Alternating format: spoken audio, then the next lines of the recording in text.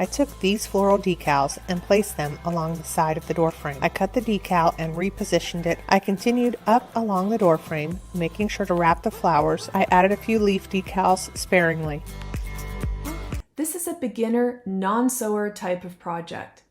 So first, I headed out to my local fabric store, picked out some pretty fabric and an Ultra Bond adhesive. The first thing I did was measure my window. I tackled the 2 straps for this project first. You can make them as long as you like, but I opted for 22 inches, so cut 2 strips 2 inches wide and 44 inches long. Then iron these strips in half. Next, fold the edges in and iron again.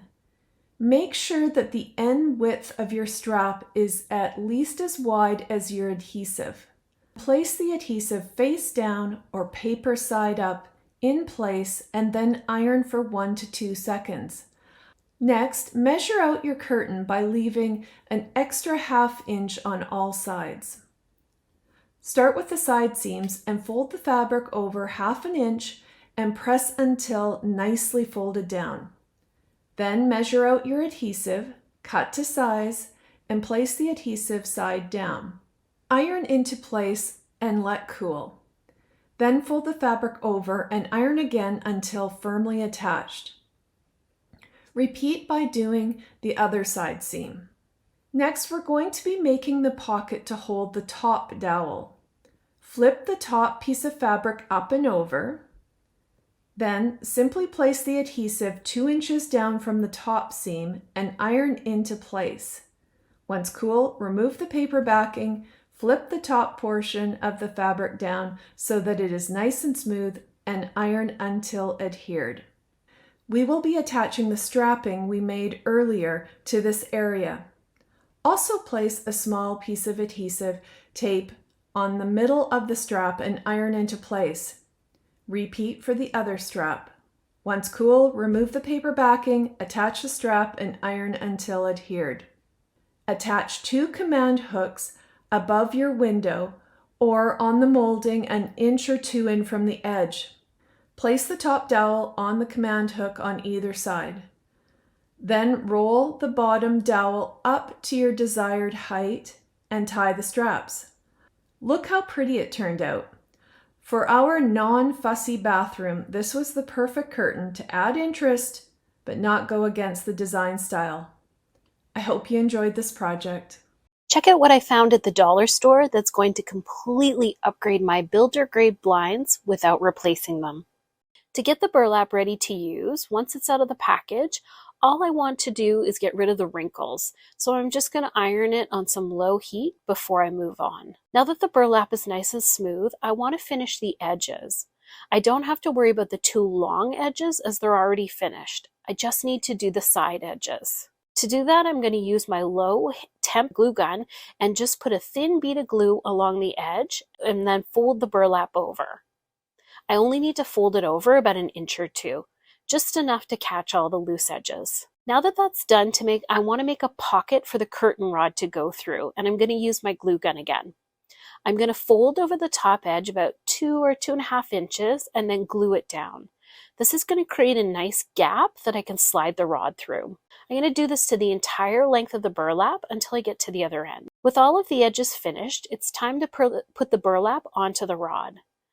I'm going to remove the end of the rod to make it easier and then just slip the rod right through that gap that I created at the top of the burlap. I've made sure to put the seams at the back so you can't see them.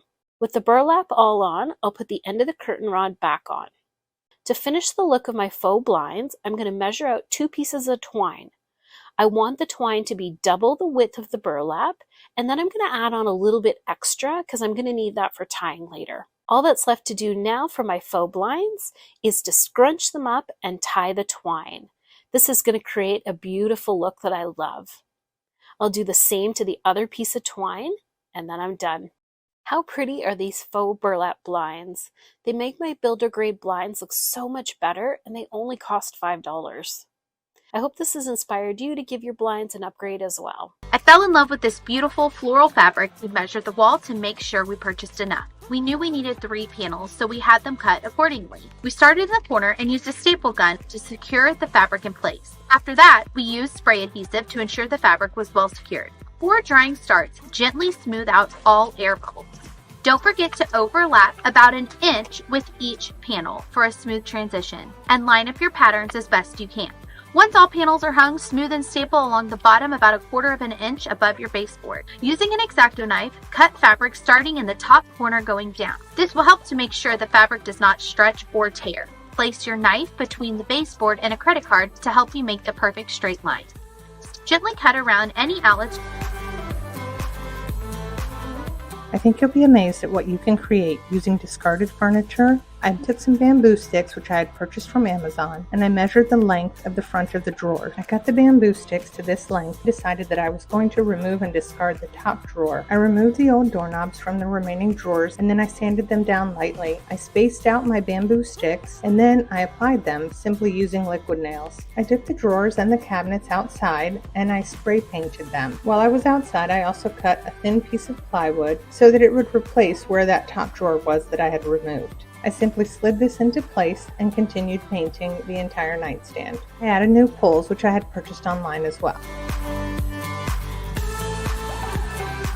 Do you have one of those dorm-style door mirrors? Let's give it an update. Tape off the mirror with paper and spray paint the wood frame. Remove any spray paint from the mirror that might have gotten onto the glass, and then clean with some glass cleaner. Measure and cut some rattan webbing. Spray one side of each rattan piece with spray adhesive. Place and press the rattan pieces onto each end of the glass on the mirror, and place some heavy books on top for a couple of hours.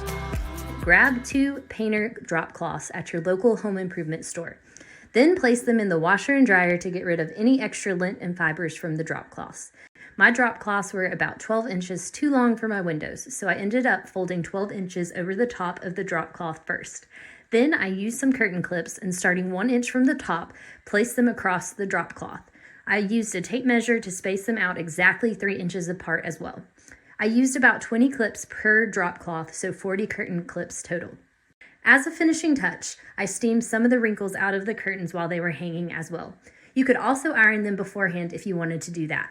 That's all there is to creating these beautiful and inexpensive curtains. I absolutely love how they turned out and how easy they were to make.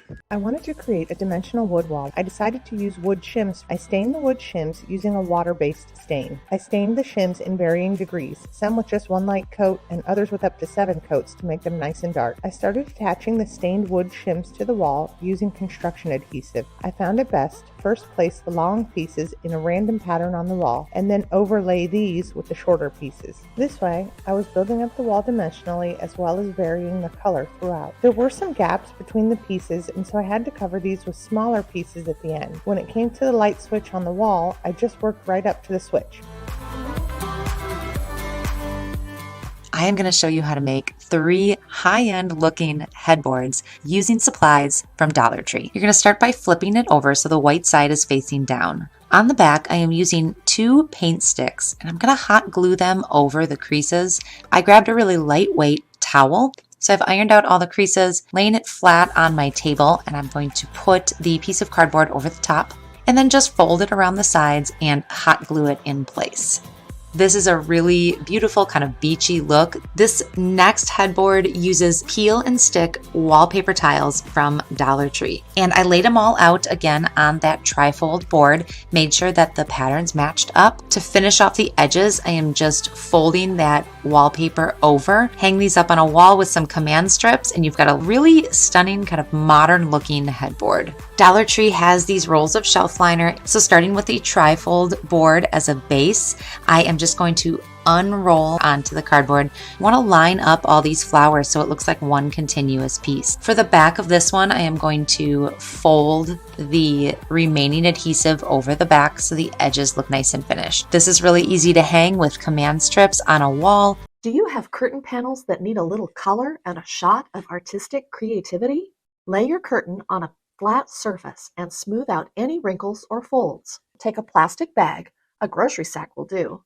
Gather the bottom of the bag together and tie it into a tight knot. Then turn the plastic bag inside out so the knot is on the inside. Gather the middle of the bag together and blow into the bottom of the bag.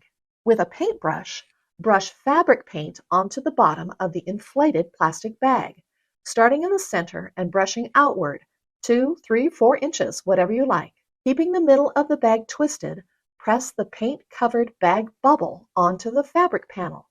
Lift the bag off and you will see a beautiful abstract painted flower.